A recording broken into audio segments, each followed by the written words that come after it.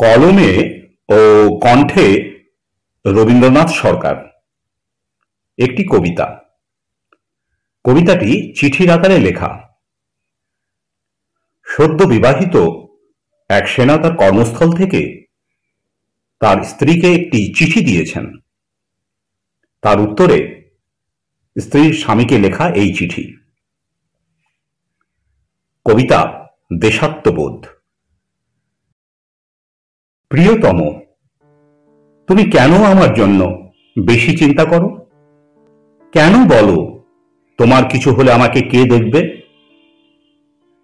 তোমার উপর সকল দেশবাসীকে রক্ষা করার দায়িত্ব বর্তেছে। যে সন্ত্রাসবাদী দেশের সীমানা অতিক্রম করে এসে নিরীহ লোকেদের উপর নির্বিচারে গুলি করে হত্যা করেছে, যে সন্ত্রাসবাদী শুনতে পায়নি সদ্য বিবাহিতা তরুণীর স্বামীকে রক্ষার করুণ প্রার্থনা, যেখানে একজন শিশুকে চোখের সামনে দেখতে হলো গুলিতে ঝাঁঝরা হয়ে যাওয়া তার পিতার রক্তাক্ত ক্ষতবিক্ষত দেহ, যে সন্ত্রাসবাদী বুঝল না সেই ছোট্ট শিশুটির পিতাকে হারানোর যন্ত্রণা, যে শুনতে পায় না মায়ের সন্তান হারানোর করুণ আর্তনাদ, যে শুনতে পায় না তরতাজা যুব পুত্র হারানোর বুকে জমে থাকা পিতার মর্মস্পর্শী বেদনা। এসব যন্ত্রণা তুমি কি বুঝতে পারছো না? তোমাকে দিতে হবে সেই সব সন্ত্রাসবাদীকে চরম শাস্তি।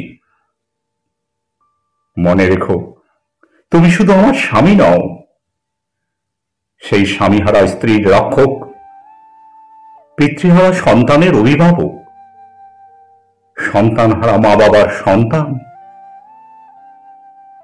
তুমি যখন তোমার সেনা ছাউনি থেকে কোনো অপারেশনে বেরিয়ে যাও, তখন আমি জেগে থাকি, তবে তোমাকে হারানোর চিন্তায় নয়, তোমার সফলতা দেখার অপেক্ষায়।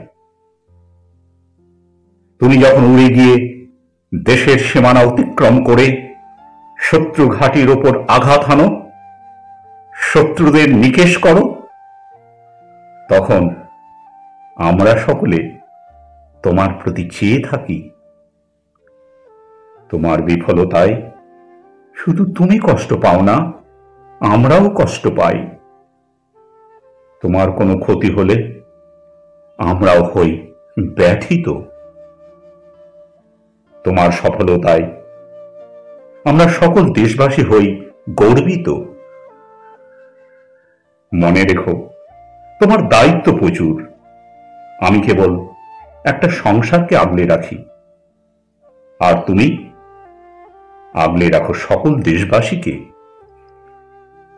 তাই আমরা সকলে তোমাকে, তোমার সাহসিকতাকে কর্নিশ জানাই।